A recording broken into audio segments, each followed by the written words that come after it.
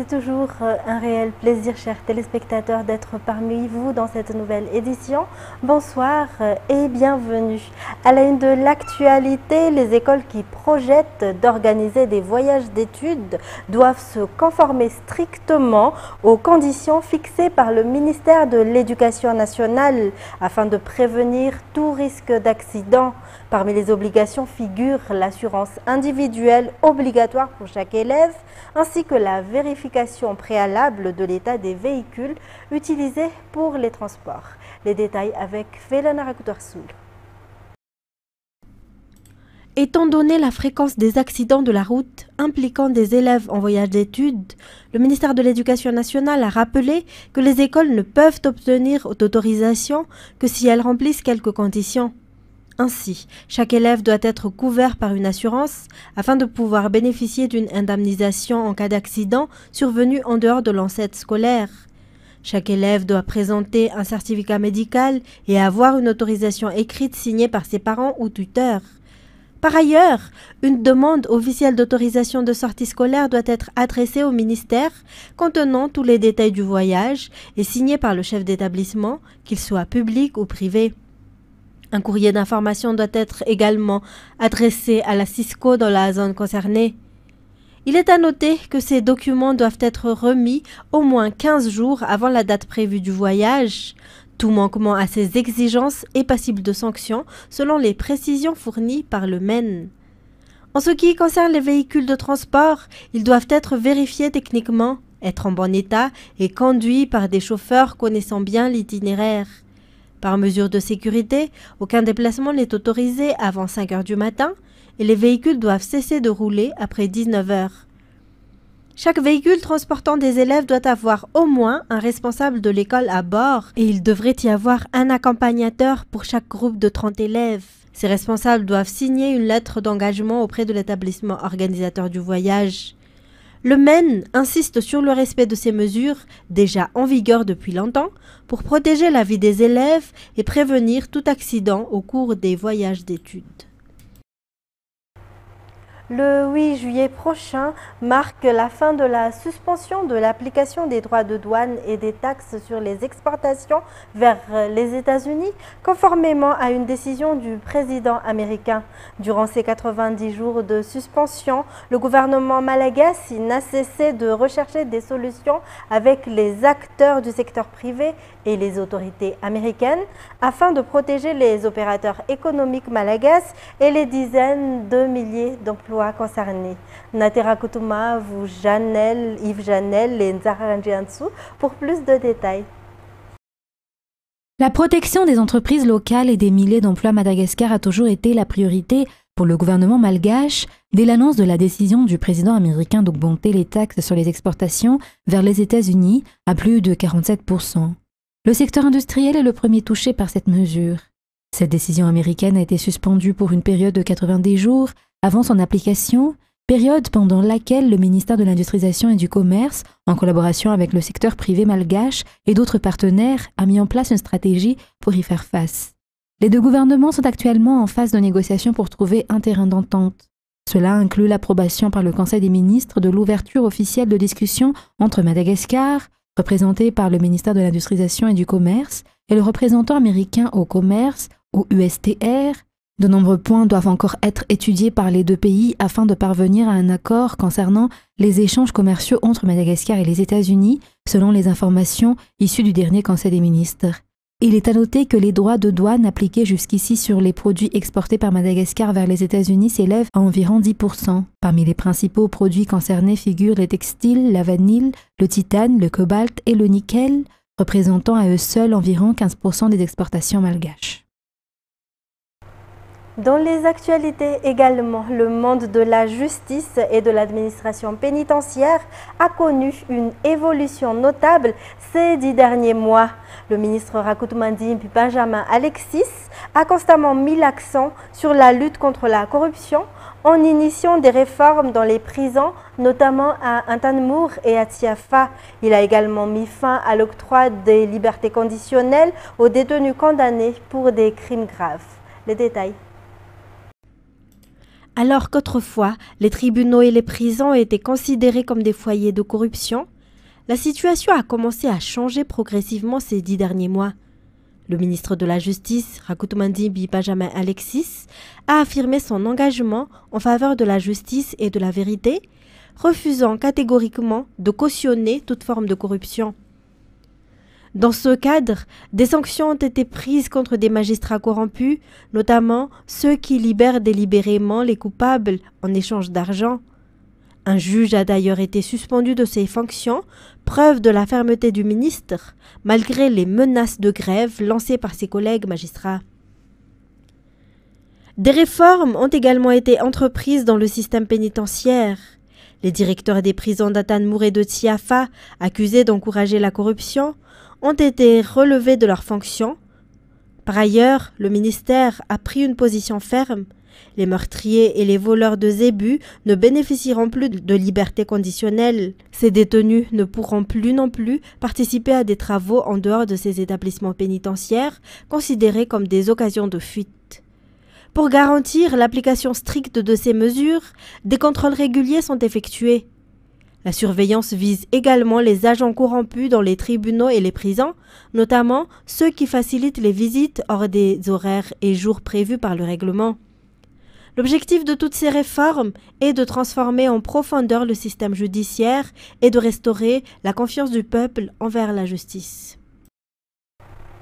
Toujours concernant la loi, les défenseurs des droits des femmes et l'Assemblée nationale sont en pleine discussion afin de renforcer la protection des droits des femmes et d'améliorer les lois afin qu'elles soient mieux adaptées à la réalité.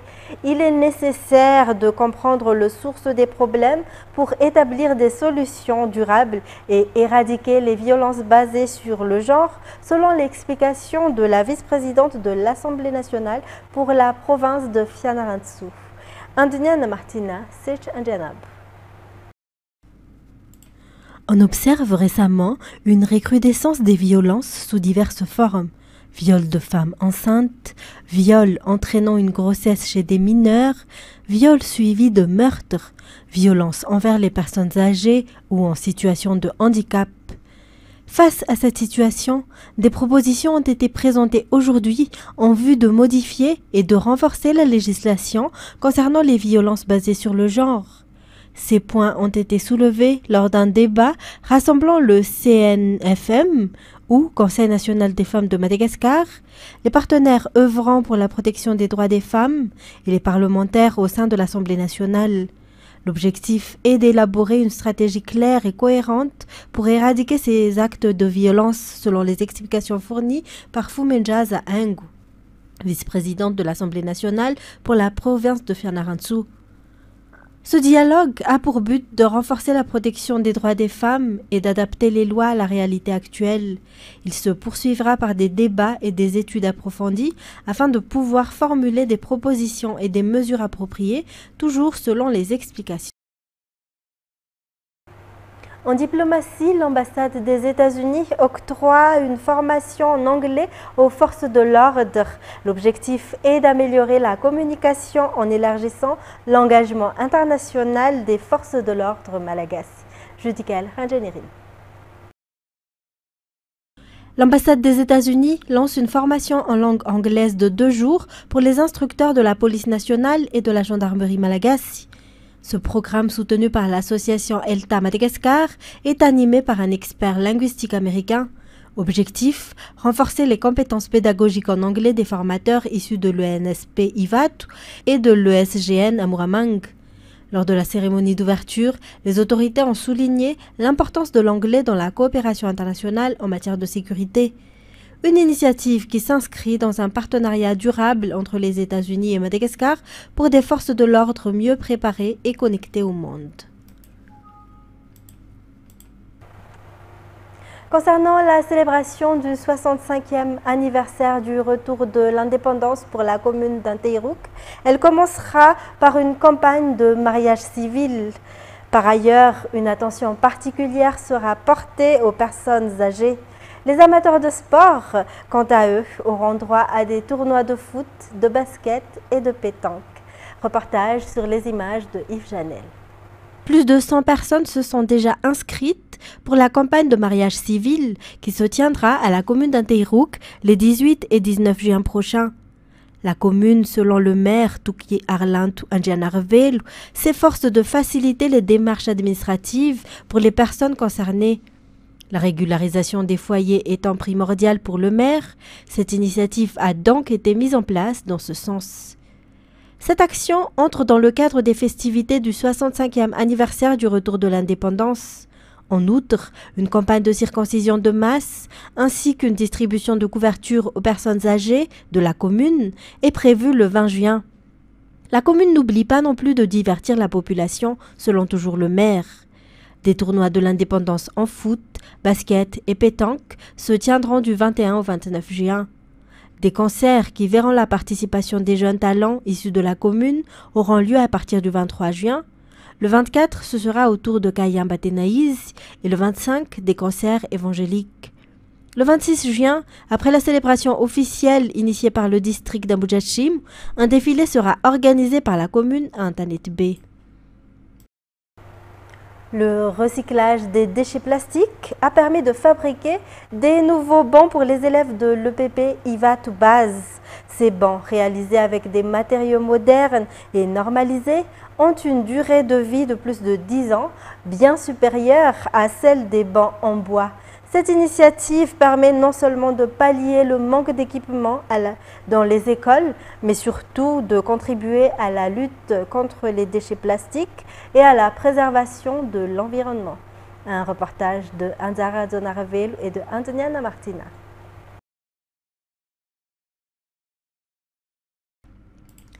Des matériaux issus de déchets plastiques, comme des morceaux de seau, des bassines et des bidons jaunes, ont été collectés et recyclés pour fabriquer ces nouveaux bancs destinés aux élèves de l'EPP IVA de Base. Selon les explications, entre 25 et 28 kg de déchets plastiques sont nécessaires pour fabriquer un seul banc. Leur durabilité dépasse les 10 ans. Il s'agit d'une nouvelle stratégie dans la lutte contre les déchets plastiques qui ont de nombreux effets néfastes sur l'environnement, mais aussi d'un moyen d'offrir aux élèves malgaches des équipements de qualité et durables. Le PP IVA de Base bénéficie grandement de l'arrivée de ces nouveaux équipements qui permettent à l'école d'améliorer la qualité de l'éducation, mais aussi d'augmenter le nombre d'élèves pouvant y être accueillis. D'après les informations, l'école pourra désormais recevoir jusqu'à 80 élèves de plus. Outre les 25 bancs en plastique recyclé, 2 salles de classe de l'EPP IVA de Base ont également été rénovées et inaugurées aujourd'hui.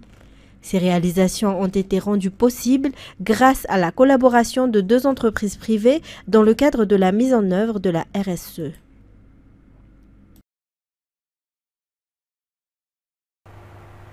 C'est ce qui nous conduit aux actualités internationales. La police de Los Angeles a annoncé qu'elle procédait à des arrestations de groupes de personnes violant le couvre-feu. Ce régime d'exception a été mis en place pour empêcher les incidents provoqués par les manifestants opposés à la politique migratoire de l'administration Trump.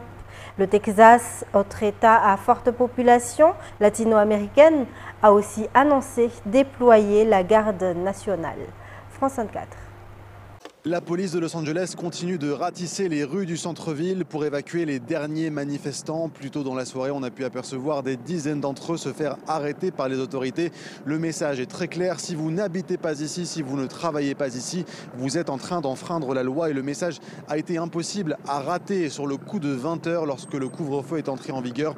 Tout le monde à l'intérieur de ce périmètre a reçu un message d'alerte sur son téléphone portable pour l'informer de ce couvre-feu qui est entré en vigueur jusqu'à 6 h du matin mercredi. La maire de Los Angeles a expliqué aux journalistes mardi qu'elle n'avait pas eu le choix, que le pillage d'une vingtaine de magasins avait été un point de basculement. Le chef de la police de Los Angeles a également expliqué qu'il avait observé une recrudescence des actes illégaux ces derniers jours.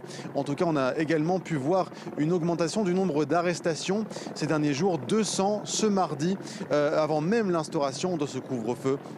On a également appris ce mardi par plusieurs médias américains qu'un bon nombre de soldats de la garde nationale qui avaient été déployés, mobilisés par Donald Trump, étaient en fait présents dans la région pour porter assistance aux agents de la police migratoire. Cela représenterait un revirement de situation assez extraordinaire car cela signifierait une militarisation de la police migratoire. Quant aux Marines, également mobilisés par Donald Trump, ils devraient commencer à être déployés dans la région dès ce mercredi.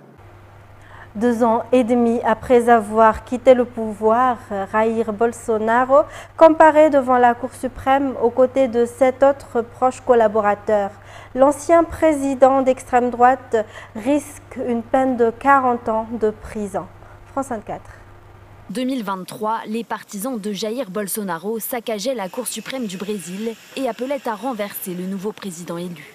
Face à ces juges, l'ancien président doit désormais répondre de ses actes. Il est poursuivi pour tentative de coup d'État après avoir perdu les élections de 2022 face à Lula da Silva. Encadré par 2 de ses avocats, il a nié toutes les accusations. Je n'ai jamais agi en dehors des limites de la Constitution. Un coup d'État? J'ai même la chair de poule quand on dit que ce qui s'est passé était un coup d'État. Ce faisant, il contredit la version de l'un de ses 7 co-accusés, interrogé plus tôt cette semaine.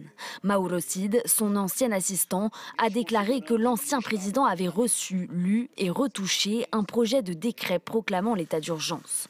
L'homme a aussi affirmé avoir reçu de l'argent liquide dans une caisse de vin de la part du ministre de la Défense de Bolsonaro. Pour les enquêteurs, il pourrait s'agir du financement d'une opération visant à assassiner le président Lula. Des accusations fermement niées par Bolsonaro. Mais il dit regretter d'avoir utilisé une rhétorique provocatrice après sa défaite électorale. Vous ne m'avez jamais vu désobéir à aucun de vos ordres, ni agir contre la Constitution. J'ai toujours respecté les règles. À maintes reprises, je me suis mis en colère. J'ai tenu des propos injurieux, je me suis énervé. J'ai dit des choses que je n'aurais pas dû dire, je le sais. Mais à mon avis, j'ai fait ce que j'avais à faire. Inéligible jusqu'en 2030, Bolsonaro se dit victime de persécutions politiques pour l'empêcher de se présenter à la présidentielle de l'an prochain. S'ils sont reconnus coupables, lui et ses anciens alliés risquent jusqu'à 40 ans de prison. Et pour terminer, des militants de plusieurs pays se sont mis en route en direction du sud de la bande de Gaza depuis la Tunisie. Cette caravane est un acte symbolique de soutien au territoire palestinien. France 24. Briser le blocus israélien, c'est l'objectif de cette caravane à destination de Gaza. Plusieurs centaines de personnes sont arrivées mardi à la frontière libyo-tunisienne. L'accueil ici a été chaleureux et c'est pour nous un véritable encouragement aux côtés de nos frères en Tunisie, de ces Tunisiens libres par la volonté de Dieu, unis d'un seul cœur. Originaires du Grand Maghreb, voyageant ensemble pour briser le blocus imposé à Gaza. Baptisé Soumoud, résistance en arabe, le convoi espère atteindre Rafah, dans le sud de la bande de Gaza, en passant par la Libye, puis l'Égypte. Nous tenterons d'atteindre le point le plus proche de Gaza, peut-être El Arish ou le poste frontière de Rafah. Parti lundi du centre-ville de Tunis, des militants algériens, mauritaniens, marocains et libyens ont rejoint le mouvement. Le convoi de la résistance était au départ une initiative tunisienne, mais il s'est ensuite transformé en un convoi maghrébin avec une importante délégation algérienne et libyenne, ainsi que des délégations symboliques du Maroc et de la Mauritanie. La caravane ne transporte pas d'aide humanitaire, car pour ces organisateurs, le problème n'est pas le manque de denrées, mais le blocus qui empêche notamment la nourriture d'entrer à Gaza. Le convoi n'a pas encore obtenu le feu vert du Caire pour entrer en territoire égyptien, mais ses organisateurs disent avoir des indications rassurantes en ce sens. C'est la fin de cette édition. Merci à vous de l'avoir suivi. Restez avec nous comme tous les mercredis. Vous aurez la série Strike Back. Au revoir et bonne soirée en notre compagnie.